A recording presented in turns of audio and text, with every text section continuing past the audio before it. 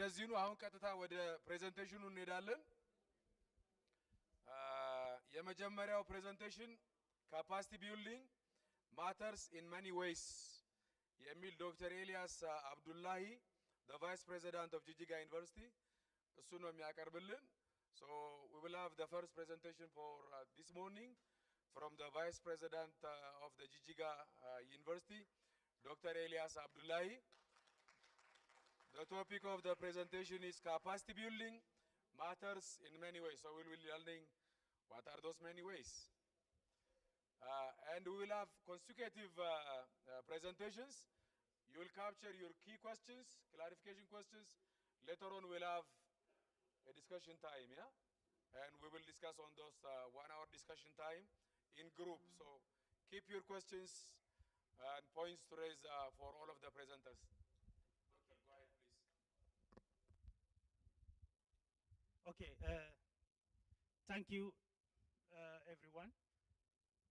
Here, what I need to present is capacity building matters in many ways.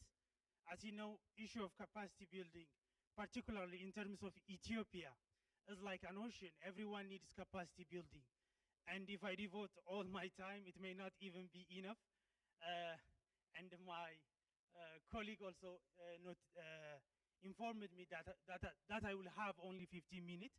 And I will try to be brief and also to the point. Next slide.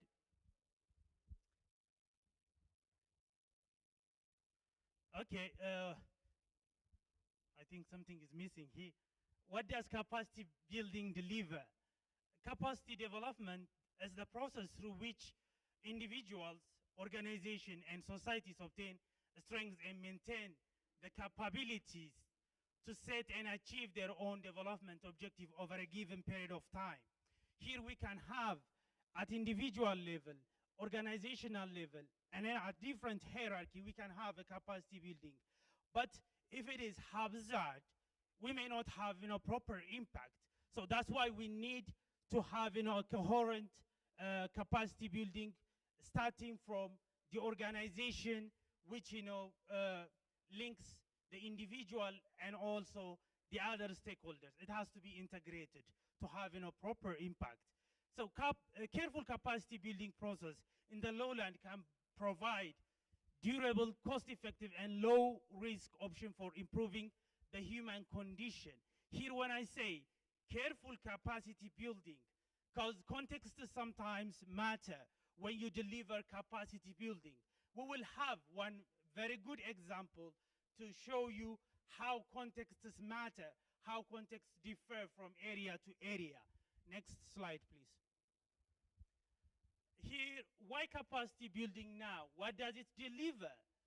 Currently, as you know, the human population, the overgrazing in the pastoral areas, the annexation of key resources, like all of us saying, the Prosopis julifera and other alien species, including policy interventions are annexing, the lowland resources.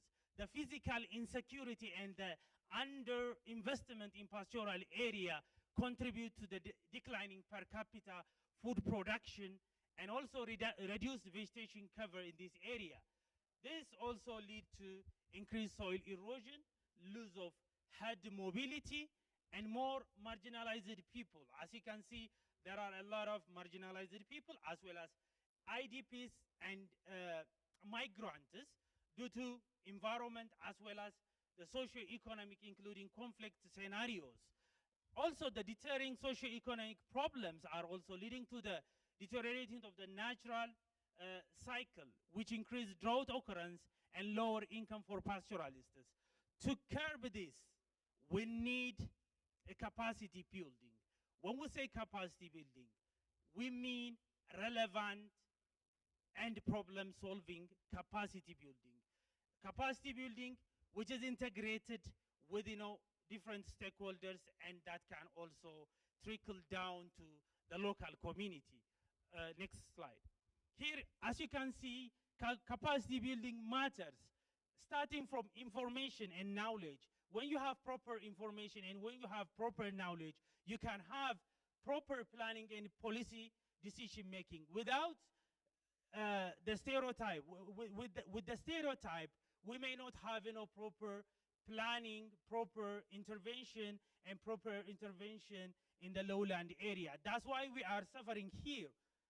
We need capacity building in every area of the 5 points that I mentioned. In management implementation, we need proper capacity building, monitoring and evaluation. It requires same stakeholder engagement. This is what we are lacking here. That's why we are again and again coining collaboration, coordination. And it works for also capacity building. Next slide. How capacity building now? Why? And what it delivers? Integrated intervention of programs which capacitate and equip local institutions, communities, and enhance the knowledge and skill sets are required. We saw in our 2 days workshop how we miss, integration, coordination. So we need capacity building also at this point. There are also urgent need for shifting capacity development strategies. We cannot mitigate the recurrent impact using the same old fashion. We can take, the Somali region drought incident. We know the incident before 3 or 4 months, but because of lack of coordination, lack of proper capacity, we failed to intervene properly. That's why we cannot solve the recurrent challenges, the recurrent impacts of the climate change, any other challenges using the old-fashioned method. We need to shift our strategies. The strategy has to be considerative. It has to take into account the reality on the ground, also for further coordination and cooperation and enhance capacity of local institutions. We don't need to forget about the local institutions, because the local institution has survived all the climate changes, all the problems in millennia. Without incorporating their knowledge, without incorporating their inputs, we may not have meaningful impacts. That's why again and again I emphasize on local institution and organization. Next slide. Okay. To mitigate the negative trends and impacts, different NGOs are working with various development and humanitarian work, though haphazardly without proper coordination and synergy. We can see very brief example from my university. Also other universities are suffering the same issues, because I know and I have been working in this area for the last 15 years. Universities and research institutes lack synergy. We don't work together. There is duplication of effort. There is duplication of investments, which is I think waste of investment in that regard. Government and non-government organizations lack proper coordination. That's why they don't have synergy to have proper impacts. As part of this, Jijjiga University is under its mandate of community service, teaching learning, as well as research engagements, are working to mitigate the negative impact and enhance the livelihood of the pastoral in particular. Next. Okay. And working to enhance the pastoral livelihood.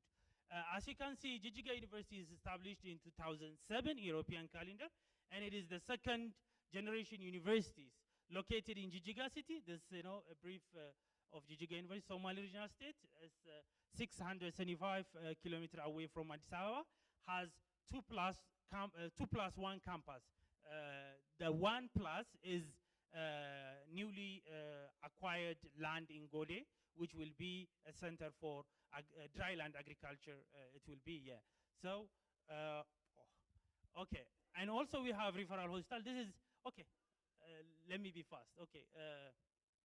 Go. And go is about, pass it. I need to be brief. Here, university service as center of lowland development. Currently, we are working in pastoral education issues, veterinary service for pastoralists, introducing adaptable crop variety and technologies, enhancing the skill set of pastoralists, LTP, livestock transformation programs. This is a program which integrates, which enhances the productivity of livestock, as well as provide better feed for livestock, as well as better health services, and introduce supplementary livelihood activities like integrating afforestation with beehaving and poultry, particularly in Fafan area. We also have teaching learning.